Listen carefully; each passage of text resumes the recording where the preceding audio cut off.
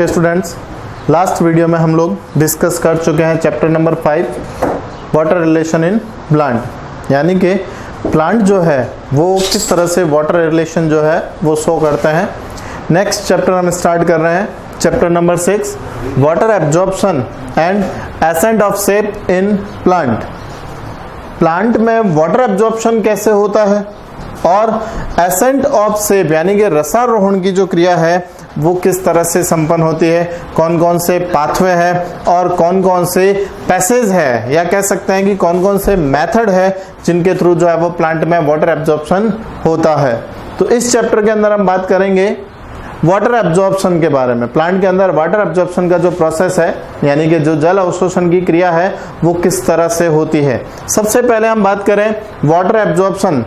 Mostly आप देखोगे कि प्लांट के अंदर जो वाटर एब्जॉर्प्शन है वो किसके थ्रू होता है, बाय रूट्स, और रूट्स में भी रूट हेयर्स के थ्रू जो है वो वाटर एब्जॉर्प्शन का काम किया जाता है। मोस्टली अलग अलग प्लांट के अंदर जो है वो ये प्रोसेस भी क्या होता है, अलग अलग होता है। सबसे पहले हम बात करें कि प्लांट को वाटर अवेलेबल कहां से हो रहा है, यानी कि कह सकते हैं कि प्लांट के लिए सोर्स ऑफ वाटर क्या है। तो मोस्टली हम बात करें कि प्लांट के लिए जो सोर्स ऑफ वाटर है वो क्या होगा, सॉइल वाटर होगा, यानी कि मृदा जल जो है वही जो है वो प्लांट के लिए कह सकते हैं कि सोर्स ऑफ वाटर होगा। अब मिट्टी के अंदर ये पानी कहां से आ रहा है, तो इसका सोर्स क्या है। तो मोस्टली जो मिट्टी के अंदर पानी उपलब्ध होता है प्लांट के लिए उसका मेन सोर्स होता है रेन वाटर। जो बारिश का पानी होता है वही प्लांट के लिए जो है वो कह सकते हैं कि सोर्स ऑफ वाटर होगा, यानी कि जल का स्रोत होता है।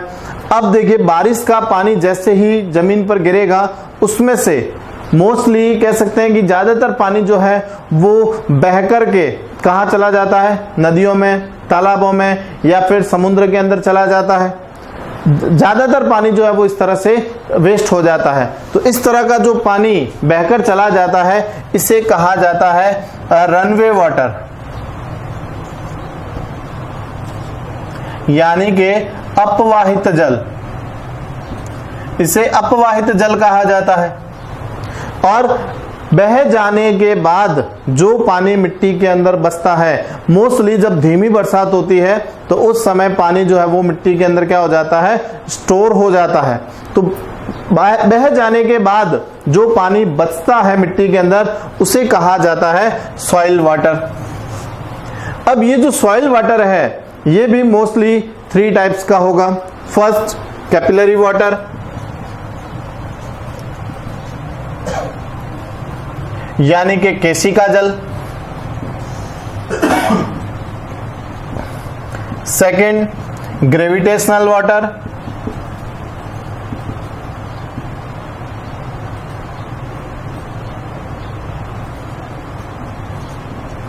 यानी कि गुरुत्वीय जल। और थर्ड होता है आपके हाइग्रोस्कोपिक वाटर,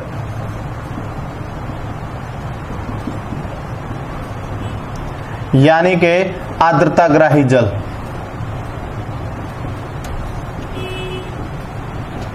आर्द्रताग्राही जल। अब इनमें से कौन कौन सा पानी जो है कह सकते हैं कि प्लांट के लिए क्या होता है, अवेलेबल होता है। एक और कह सकते हैं, एक कह सकते हैं chemical water,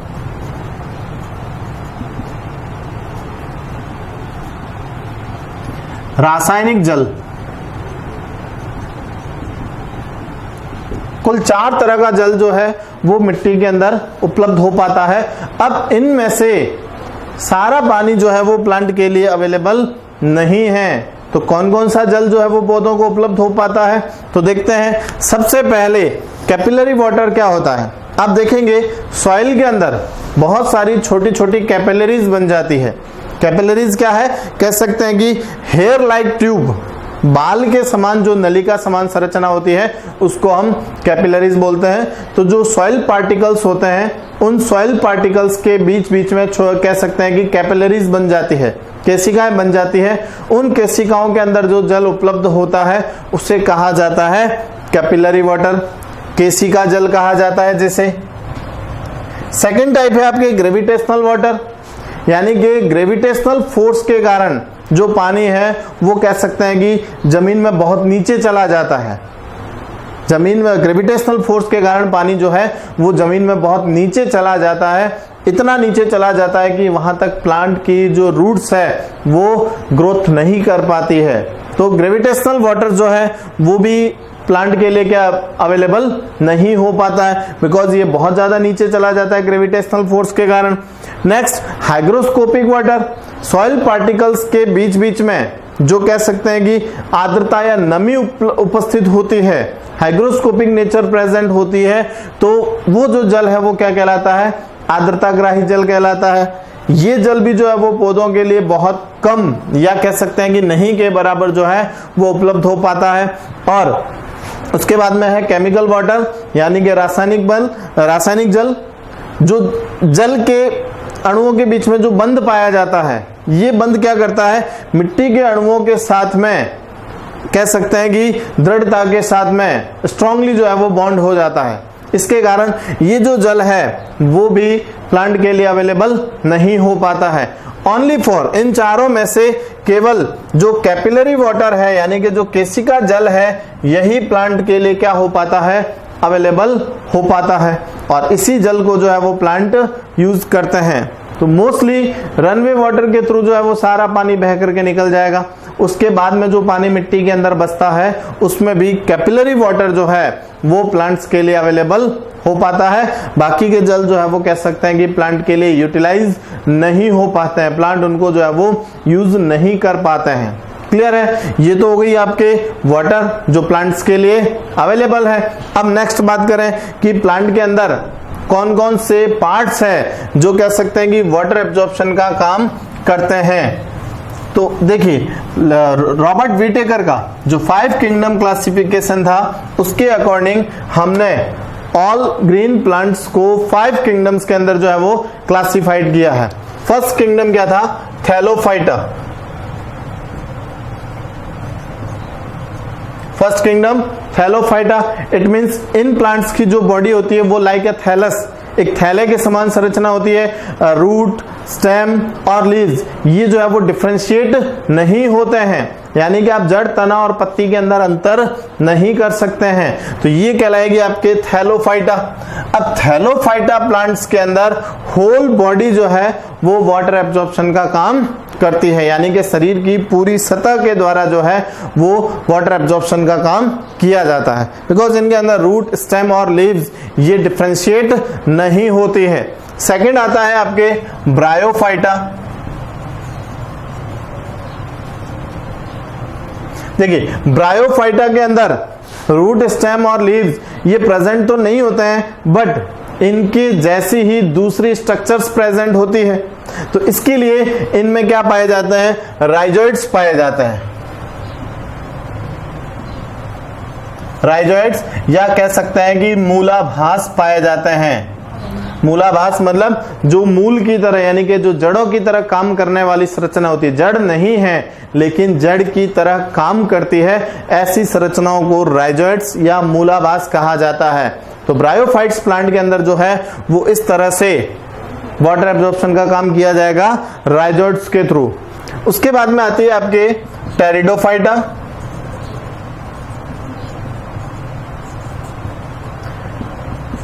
gymnosperm and fifth angiosperm.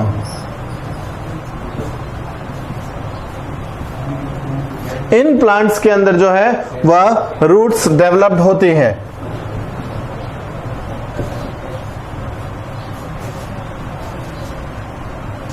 In plants के अंदर जो है वो रूट्स डेवलप्ड होती है। तो वाटर एब्जॉर्प्शन का जो भी फंक्शन है वो किसके थ्रू किया जाएगा, रूट्स के थ्रू किया जाता है। एक और बात करें, लाइकेन, आपने नाम सुना होगा लाइकेन प्लांट। तो लाइकेन प्लांट के अंदर जो है वो एक स्पेसिफिक स्ट्रक्चर प्रेजेंट होती है जो वाटर एब्जॉर्प्शन का काम करती है, उसे कहा जाता है राइजिन। राइजिन स्ट्रक्चर प्रेजेंट होती है जो वाटर एब्जॉर्प्शन का काम करती है। तो मोस्टली जो डिफरेंट प्लांट्स है उनके अंदर वाटर एब्जॉर्प्शन के लिए जो ऑर्गन्स है वो भी क्या होंगे, डिफरेंट ऑर्गन्स प्रेजेंट होंगे। तो नेक्स्ट हम बात करें कि जो हायर प्लांट्स होते हैं यानी कि जो एंजियोस्पर्म जिम्नोस्पर्म प्लांट है, इनके अंदर वाटर एब्जॉर्प्शन जो है वो किस तरह से हो पाता है। तो नेक्स्ट हम बात करें water absorbing organ in plant. पौधों में जल अवशोषण के लिए कौन कौन से अंग पाए जाते हैं। तो हम हायर प्लांट की बात करेंगे जो लाइक एज एंजियोस्पर्म प्लांट है, जिम्नोस्पर्म प्लांट है, जिनके अंदर वेल डेवलप्ड रूट्स प्रेजेंट होती है। तो इनके अंदर जो है वो वाटर एब्जॉर्प्शन किसके थ्रू होता है, बाय रूट्स के थ्रू होता है। तो रूट्स को हम क्या करते हैं, डिवाइड कर लेते हैं। जो एंजियोस्पर्म प्लांट और जिम्नोस्पर्म प्लांट्स होती है, इनकी रूट्स को हम क्या कर लेते हैं, 2 पार्ट्स के अंदर डिवाइड कर लेते हैं। तो इनके अंदर वाटर एब्जॉर्प्शन जो है वो किसके थ्रू होगा, बाय रूट होगा। अब रूट को हमने क्या कर दिया, 2 पार्ट्स के अंदर डिवाइड कर दिया है। फर्स्ट यंग पार्ट यानी कि तरुण क्षेत्र, और सेकंड होगा मैचुरेशन पार्ट या मैच्योर पार्ट, परिपक्व क्षेत्र। मोस्टली रूट्स के जो ये 2 रीजन्स होते हैं, ये क्या करते हैं, वाटर एब्जॉर्प्शन का काम करते हैं। जो मैच्योर पार्ट है, इनके थ्रू वाटर एब्जॉर्प्शन जो है वो क्या होता है, बिल्कुल भी नहीं होता है, बिकॉज ये मैच्योर पार्ट है। और मैच्योरेशन का कारण क्या है, यहां पर lignification and सुबेराइजेशन,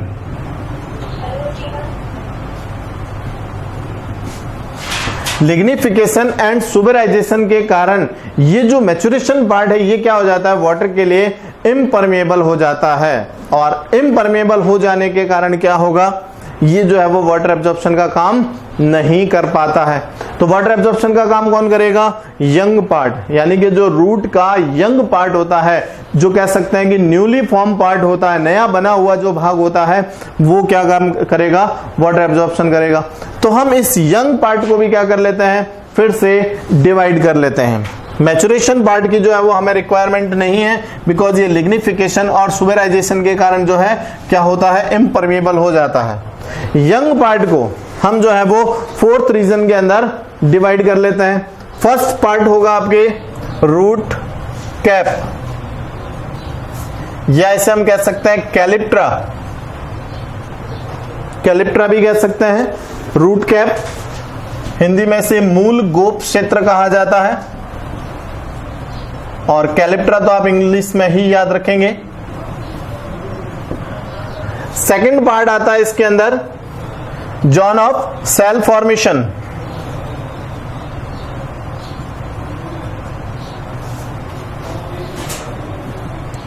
zone of cell formation, या कह सकते हैं कि रूट एपेक्स।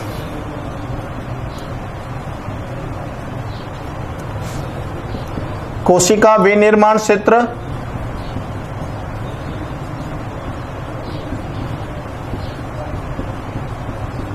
या मूल सीड्स, ये सेकंड रीजन होगा। और थर्ड रीजन होगा आपके जोन ऑफ सेल इलोंगेशन,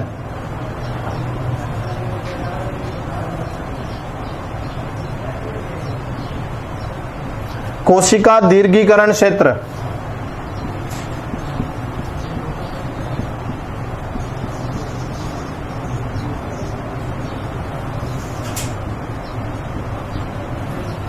और लास्ट पार्ट आता है आपके जोन ऑफ रूट हेयर,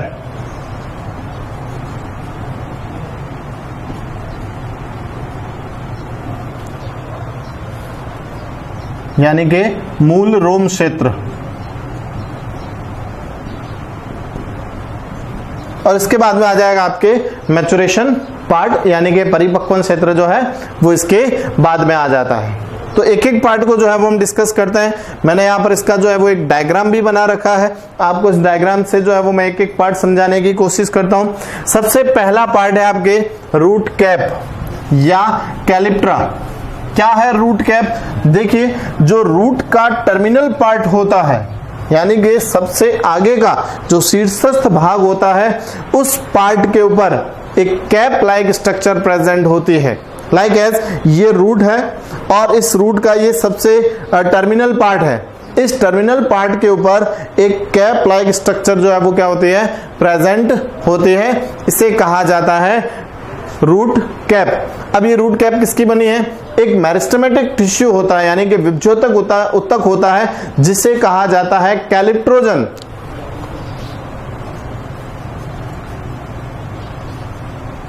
एक मेरिस्टेमेटिक टिश्यू जो है वो कैलिप्ट्रोजन से बनी होती है, इसके कारण इसका नाम हमने क्या रखा है, कैलिप्ट्रा। कैलिप्ट्रोजन टिश्यू से बनी होने के कारण इसका नाम रखा है कैलिप्ट्रा। अब इसका फंक्शन क्या है, ये रूट के देखिए जो रूट एपेक्स की जो सेल्स होती है वो बहुत ज्यादा सॉफ्ट सेल्स होती है, और जब ये सॉफ्ट सेल्स कह सकते हैं कि सॉइल के अंदर ग्रोथ करेगी तो सॉइल के साथ फ्रिक्शन करेगी, घर्षण होगा, और घर्षण के कारण जो मेरिस्टेमेटिक टिश्यू सेल जो कि बहुत ज्यादा सॉफ्ट है वो क्या हो जाएगी, डैमेज हो जाएगी।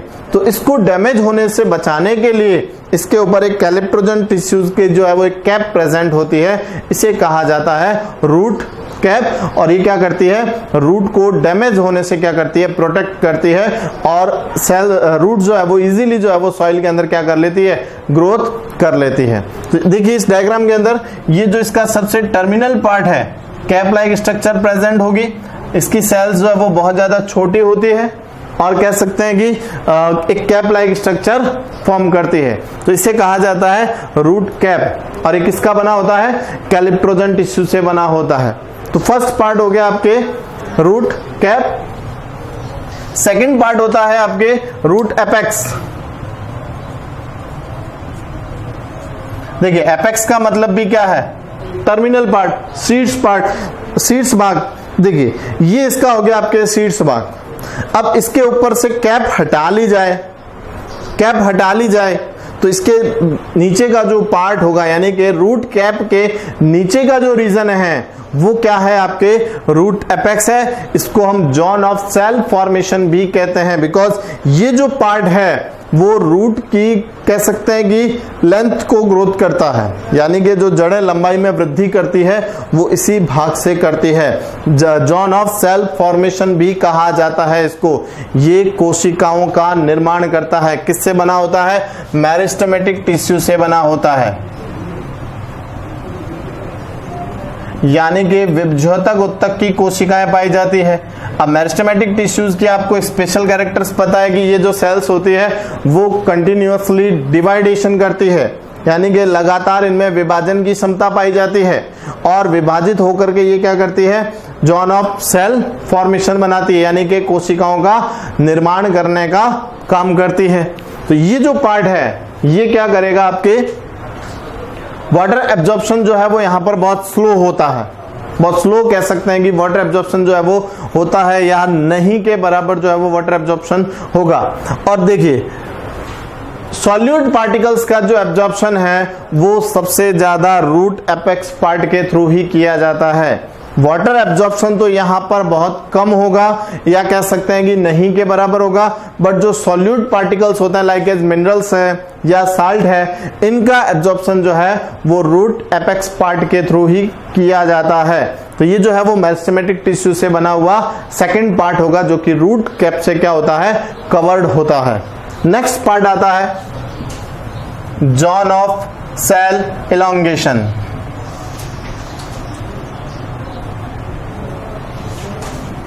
यानी कि कोशिका दीर्घीकरण क्षेत्र। देखिए इलॉन्गेशन का मतलब क्या होता है, इस जोन की जो सेल्स होगी वो सेल्स कह सकते हैं कि लेंथ में ज्यादा इंक्रीज हो जाती है, यानी कि उनकी लंबाई जो है वो बहुत ज्यादा बढ़ जाती है, कोशिकाएं जो है वो लंबी हो जाती है, इसके कारण इसको कहा जाता है जोन ऑफ सेल इलॉन्गेशन। अब ये जो पार्ट है ये क्या करेगा, रूट एपेक्स को पुश करता है। जैसे ही सेल क्या होगी, लेंथ में इंक्रीज होगी, लंबाई में बढ़ेगी, तो वो अपनी आगे वाली सेल्स को क्या करेगी, पुश करेगी, धक्का लगाएगी। तो इससे क्या होगा, रूट जो है वो आगे की ओर क्या करती है, ग्रोथ करती है। तो ये जो सेल इलॉन्गेशन का जो पार्ट है यानी कि जो जोन ऑफ सेल इलोंगेशन है ये क्या करता है, जड़ों की लंबाई में वृद्धि करने में सहायता करता है। वाटर एब्जॉर्प्शन यहाँ पर बहुत ही स्लो होता है, बहुत धीमी गति से जो है वो जल अवशोषण की क्रिया इस भाग के द्वारा होती है। नेक्स्ट पार्ट आता है आपके जोन ऑफ रूट हेयर।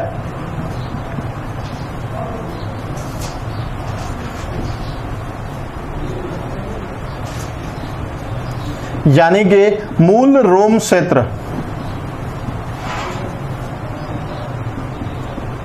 देखिए रूट के ऊपर सेल एलोंगेशन के जो पीछे का भाग होता है यहां पर यूनिसेलुलर यूनिन्यूक्लिएटेड स्ट्रक्चर प्रेजेंट होती है जिसे कहा जाता है रूट हेयर। यानी कि कह सकते हैं कि हेयर लाइक स्ट्रक्चर जो है वो यहाँ पर प्रेजेंट होती है। आपने गाजर देखी होगी, मूली देखी होगी, उसके ऊपर जो है वो छोटे छोटे रूट हेयर्स निकले रहते हैं। ये जो रूट्स हेयर हैं ये क्या काम करते हैं, ये मैक्सिमम वाटर एब्जॉर्प्शन का काम करते हैं। यानी कि रूट के अंदर जो सबसे ज्यादा वाटर एब्जॉर्प्शन होता है वो कहाँ होगा, इस रूट हेयर रीजन के अंदर होगा।